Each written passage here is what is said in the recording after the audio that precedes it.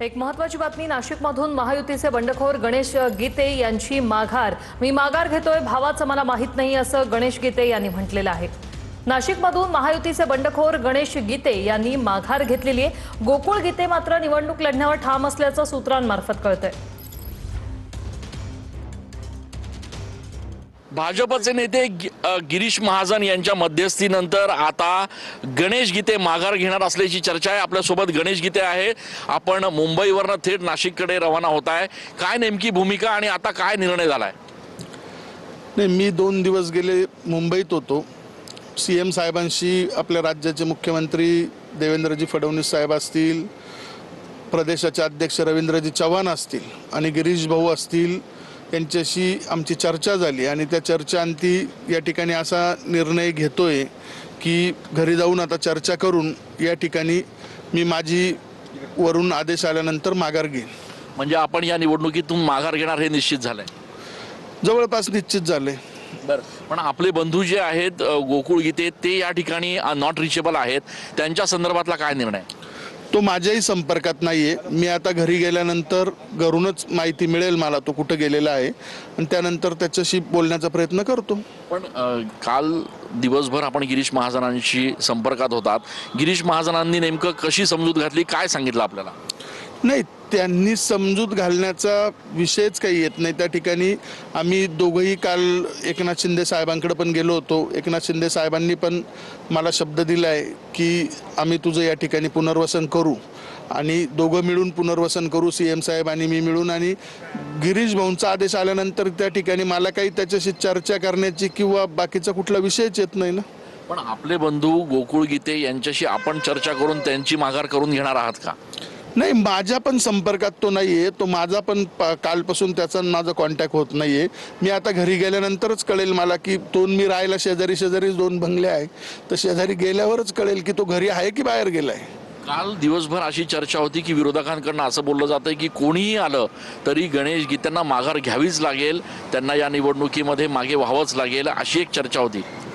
नाही, तुम्ही अर्धा प्रश्न विचारलाय, पूर्ण प्रश्न विचारा की कुणाल दराडेने काल एका नगरसेवकाला सांगितलं की गणेश गीते आणि गोकुळ गीतेंच्या बापाला पण माघार घ्यावी लागेल।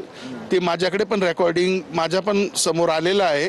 आता त्यानंतर त्याच्यावर चर्चा करू की आता जर अशी मोगलाई होणार असेल तर मी पण मुख्यमंत्र्यांशी बोलेल की जर उद्या निवडणूक तर अजून फार लांब आहे, आजच जर दादागिरी होणार असेल तर मग त्यात मी तर काय, मुख्यमंत्र्यांनी सांगितलं 0 मिनिटात त्यांना सांगितलं साहेब तुमचा आदेश, त्यामुळे दुसरा काही प्रश्नच येत नाही त्या ठिकाणी। उदय सामंत काल दिवसभर नाशिकमध्ये होते, तुमच्याशी त्यांनी संपर्क साधला का, काय बोलले? नाही, उदय सामंत साहेबांचा माझा कुठलाही संपर्क झाला नाही, माझी भेट पण झाली नाही आणि माझी त्यांची चर्चाही झाली नाही। पण आपण जरी माघार घेत असलात तरी अडचण कायम आहे, कारण गोकुळ गीतेंचं थेट आव्हान असणार आहे नरेंद्र दराडेंना। आपण म्हणा किंवा गिरीश महाजन दोघं मिळून गोकुळ गीतेंची समजूत काढणार का? गोकुळ जर निश्चित मला 3 वाजण्यापूर्वी भेटला स्वतः तर मी निश्चितपणे त्याचं गिरीश भाऊंचंही बोलणं करून देईल, मुख्यमंत्री साहेबांचं त्याचंही बोलणं करून देईल। पण तो माझ्या संपर्कात नाही कालपासून, तो जर आज मला भेटला तर निश्चितपणे मी बोलणं करून देईन। काल ज्यावेळेला आपली चर्चा झाली मुख्यमंत्र्यांशी किंवा गिरीश महाजनांशी, आपल्याला काही आश्वासन दिलंय भविष्यातलं? नाही, मी कुठलंही आश्वासन पण मागितलं नाही, काही घेतलं पण नाही आहे। आणि त्यांनी मला सांगितलं की गणेश या ठिकाणी आमच्या राज्यात 17 जागेवर आपली युती आहे आणि त्या ठिकाणी थांबावं लागेल। रवींद्रजींनी सांगितलं, सीएम साहेबांनी सांगितलं, DCM एकनाथ शिंदे साहेबांनी सांगितलं। त्यामुळे मला काही आजपर्यंत असं माझ्या आयुष्यात बऱ्याचदा घडलंय की मला काहीतरी सांगता तुला हे देतो ते देतो। त्या महापालिकेच्या निवडणुकीत तुम्ही सगळा पिक्चर बघितलाय, पण आता माझी काही मागण्याची पण इच्छा नाहीये। पण ठीक आहे, गिरीश भाऊंनी सांगितलं माघार देऊन टाकायची, पुढे आपला मार्ग बघू। 400हून जास्त नगरसेवक तुमच्याशी प्रामाणिक आहेत, तुम्हाला मतदान करतील असं तुम्ही म्हणताय। मी निवडणुकीत उभा राहिलो तर 450 पेक्षा कमी मतांनी निवडून येणार नाही। एक मोठं आव्हान तुम्ही उभं करू शकला असतात खरं तर शिवसेनेला।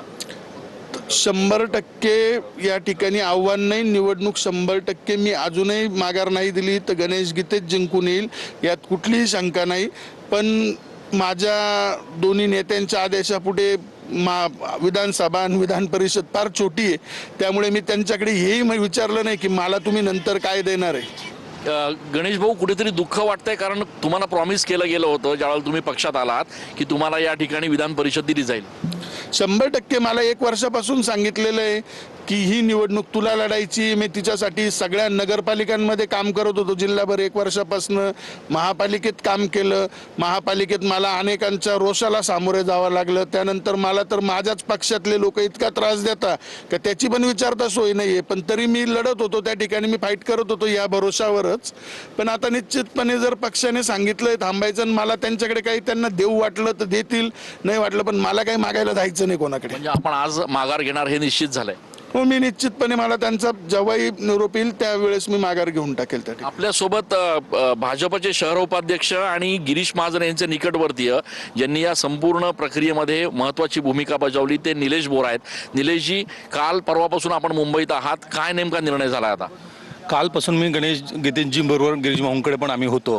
काल जवळपास नाशिक जिल्ह्यातून 400-450 लोकांचा कंटिन्यू गणेशजींना फोन येत होता सगळ्या नगरसेवकांचा की तुम्ही कुठल्याही परिस्थितीत उभे राहा, आम्ही तुमच्या बरोबर आहोत. पण गिरीश भाऊ आणि देवेंद्रजी, मुख्यमंत्री आणि जे भाऊ सांगतील तीच फायनल अथॉरिटी आमच्यासाठी असेल. त्यांच्या शब्दाच्या पलीकडे आम्ही जाऊ शकत नाही, याच्यात काही शंका नाही. पण नेमकी किती महत्त्वाचं आणि किती अवघड होतं हे सगळं?